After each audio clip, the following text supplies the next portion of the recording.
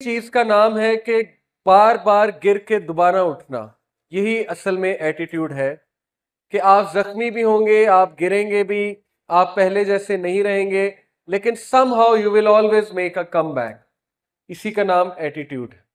अब मैं आपको दो कॉन्सेप्ट्स बताने वाला हूं कि अगर आपने बार बार उठना है तो उस उठने के लिए आपको सकत चाहिए। उस सकत के लिए जो इस्लामिक कॉन्सेप्ट है, जो सीरत से भी पता लगता है, जो कुरान और हदीस की थोड़े से तदब्बुर करें वहां से भी पता लगता है, वो क्या है। देखिए, जिस बंदे ने रेवोल्यूशन लानी है अपनी लाइफ में और रेवोल्यूशन लानी है अपनी सोसाइटी में या अपने घर में, उसके तीन स्टेप्स हैं। और वो तीनों स्टेप्स, पहली तीन जो वही आई हैं अल्लाह के नबी सल्लल्लाहु अलैहि वसल्लम पे, उनसे साबित है। पहला स्टेप चेंज लाने का, इक़रा, नॉलेज हासिल करो। जो भी चीज करनी है उसका नॉलेज होना चाहिए आपके पास। Whatever you want to do, knowledge of the self, knowledge of the Quran, knowledge of that thing जो भी आपने करनी। नंबर टू, जब नॉलेज आ गया अब उसको आगे पहुंचाए, क्योंकि दूसरी वही यही थी कि उठो और उठकर आगे पहुंचाओ। और तीसरी जो वही थी अल्लाह के नबी सल्लल्लाहु अलैहि वसल्लम पे, वो यही थी कि कुमिल लैला इल्ला कलीला, कि रात को उठो, क्याम करो। तो ये जो कॉन्सेप्ट है, क्याम करने का कॉन्सेप्ट जो है, ओबीडियंस का जो कॉन्सेप्ट है, अल्लाह के आगे झुकने का जो कॉन्सेप्ट है, इस पे मैं इंशाल्लाह आपसे बात करूंगा कि क्यों जरूरी है लाइफ में। देखें, मुश्किलात से लड़ने के लिए जो सकत चाहिए उसका ताल्लुक हमारी रूह से ज्यादा है, हमारी स्पिरिचुअल बीइंग से ज्यादा है। क्योंकि डिप्रेस होना, डाउन होना, डिमोटिवेट होना, ये असल में रूह की बीमारियां हैं। ऑल्दो ये साइकोलॉजिकल भी हैं, साइकोलॉजिकल का इनकार नहीं है, लेकिन इनका ताल्लुक रूह से भी बहुत गहरा है। रूह को मजबूत करने के लिए जो कॉन्सेप्ट है वो ये है कि कॉन्फिडेंस थ्रू सबमिशन। क्या मुराद है? जितना आप अल्लाह की इबादत में आगे निकलेंगे, जितना आप उस ग्लोरियस ऑलमाइटी लॉर्ड की इबादत करेंगे, यानी नवाफिल या फर्ज नमाज। मैं आपको एक छोटी सी टिप देता हूं कि आप लोग मस्जिद में जो अफराद जाते हैं, और जाना चाहिए सबको, वो सिर्फ 2-3 मिनट के लिए अकेले बैठ जा करें, साइड पे जाके जिक्र किया करें और कुरान हाथ में पकड़ के कुरान की तिलावत किया करें। खुद आजमाई हुई भी बात है, अल्हम्दुलिल्लाह, आप भी आजमा के देखें। जब आप बहुत डाउन हो, सेल फोन वगैरह सब साइड पे किया, मस्जिद गए, नमाज पढ़ी, उसके बाद बैठ गए साइड पे, क्योंकि मस्जिद की एक अपनी रूहानियत है और कुरान को हाथ में पकड़ के पढ़ने की एक अपनी रूहानियत है। मुसहफ को पकड़ के, एक होता है ना स्मार्टफोन पे पढ़ते हैं, वो भी ठीक है, लेकिन उसकी कैफियत और है, मुसहफ को हाथ में पकड़ के पढ़ने की कैफियत और है। इब्ने तैमिया रहीमहुल्लाह यहां तक कहते हैं कि कुरान के अल्फाज को देखकर ही स्ट्रेंथ मिलती है।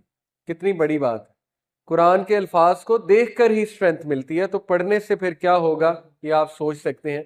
सहाबा जब भी दुख में होते थे, गम में होते थे, उन्हें कुछ नहीं सूझता था, वो एक ही थेरेपी लगाते थे, कुरान पढ़ना शुरू कर देते। जहां से भी बस रैंडमली खोला, कुरान पढ़ना शुरू कर दिया। This is your best therapy of गम, of whatever you are going through. इंशाल्लाह इससे क्या होगा, आपकी रूह मजबूत होगी।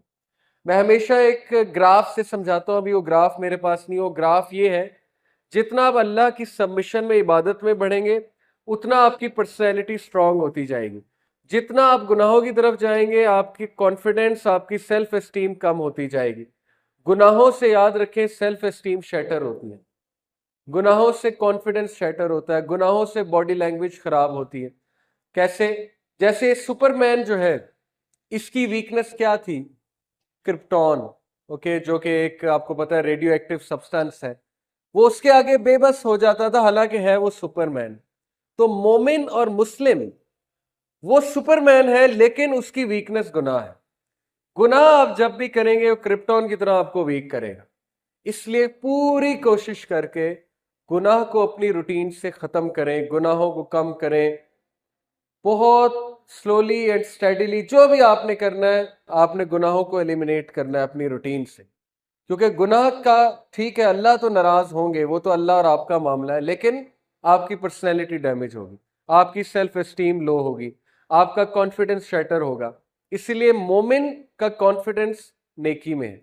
जो बंदा जितनी नेकी करेगा उसका नफ्सुल लव्वामा, नफ्सुल मुतमइन्ना मजबूत होगा। मलामत करने वाला नफ्स और गिव करने वाला नफ्स, ओके, तो वो बंदा खुद ब खुद खुश रहेगा, मुतमइन रहेगा। नफ्सुल मुतमइन्ना का जिक्र अल्लाह ने किया ना, इसलिए टेक दिस कॉन्सेप्ट। और एक और कॉन्सेप्ट जो मैं आपको देना चाहूंगा, बहुत साइंटिफिकली वेल प्रूवन कॉन्सेप्ट है। What's the last activity you do before you sleep? देखिए, रात को जो आप एक्टिविटी करेंगे ना, वो आपकी पर्सनैलिटी को बहुत अफेक्ट करेगी। इसीलिए अल्लाह के नबी सल्लल्लाहु अलैहि वसल्लम की रूटीन से साबित है, और रात को वजू करके सोते थे, जिसके इतने बेनिफिट्स हैं, मैं इस पे पूरा लेक्चर दे सकता हूँ। और वो रात को सूरह मुल्क की और सूरह सजदा की तिलावत करके सोते थे, और उनके अज़कार भी हैं जो हिस्नुल मुस्लिम में है अज़कार। लेकिन खुदा ना हस्ता रात को एक्टिविटी गलत है। रात को कोई ऐसी एक्टिविटी है जो गुनाह पे मुलविस है, या फजूल एक्टिविटी जो है वो है। कुछ लोग जैसे एक और मेरी वर्कशॉप है एंटीडोट, उसमें मैंने स्मार्टफोन एडिक्शन के बारे में बात की है। तो आपको पता है कि एक सर्वे के मुताबिक एमआईटी ने एक सर्वे किया अपने स्टूडेंट्स से, एमआईटी के स्टूडेंट्स की मैं बात कर रहा हूँ। तो मेजॉरिटी जो लोग थे, आई थिंक 60% लोग, वो स्मार्टफोन रात को 1 घंटा पहले सोने से स्मार्टफोन यूज करते हैं। और उसके बहुत से नुकसान हो सकते हैं उनकी ब्रेन एक्टिविटी पे, उनकी स्लीप पे, ठीक है। उनको नाइटमेयर्स आ सकते हैं, उनकी स्लीप डिस्टर्ब हो सकती है, उन्हें बार बार जाग आ सकती है, स्पेशली अगर वो स्मार्टफोन बिल्कुल साथ रख के सोए हुए। ये चीजें इफेक्ट करती हैं हमारी एनर्जीज को, बहुत कुछ होता है। इसलिए the last activity should be the best one. आपकी लास्ट एक्टिविटी जितनी अच्छी होगी, आप उतना फ्रेश उठेंगे। मिसाल के तौर पे, अगर आपकी लास्ट एक्टिविटी ये थी कि आपने अपने बच्चों को गले लगाया, छोटे बच्चों को प्यार किया, उनके साथ खेले, तो इससे जबरदस्त एक्टिविटी कोई नहीं। या आपने रात को वुजू करके सोए, ग्रेट। आप रात को सूरह मुल्क पढ़ के सोए, सूरह सजदा पढ़ के सोए, ग्रेट। या वैसे ही कुरान को देख के सोए, कुरान को पढ़ के सोए, या कोई प्रोडक्टिव वीडियो पढ़ के सोए, या कोई अच्छा नॉवल पढ़ के सोए, अच्छी किताब पढ़ के सोए, so on and so fourth. लेकिन प्लीज रात के टाइम पे गुनाहों को एलिमिनेट करें, क्योंकि वो आपको शटर कर देंगे, वो आपको डिस्टर्ब कर देंगे। और बहुत सी यूथ, मुझे पता है कि बहुत सफरिंग की लाइफ गुजार रहे हैं, यानी रात को उन्हें नींद नहीं आती, वो एडिक्ट हो चुके हैं बहुत सी चीज़ों के, उनको सोने में बहुत मुश्किल होती है, वगैरह वगैरह। तो actually they are not controlling cell phone, cell phones are controlling them. Cell phones terminator बने हुए, उन्हें टर्मिनेट कर रहे हैं, आहिस्ता आहिस्ता उनको इंसानियत से निकाल के मशीन बनाते जा रहे हैं। तो ये दो कॉन्सेप्ट्स आप पकड़ लें। नंबर 1, गुनाहों को निकाल दें, सबमिशन को लाएं अपनी लाइफ में, आप सुपरमैन बन जाएंगे, आप में इतनी स्ट्रेंथ आ जाएगी हर चीज से मुकाबला करने की। लेकिन गुनाह आपको कमजोर करेंगे, क्योंकि मोमिन को अल्लाह ने बनाया ऐसा है कि वो गुनाह नहीं कर सकता, करेगा तो उसको नुकसान होगा, उसके सेल्फ एस्टीम शैटर होगी, वगैरह वगैरह।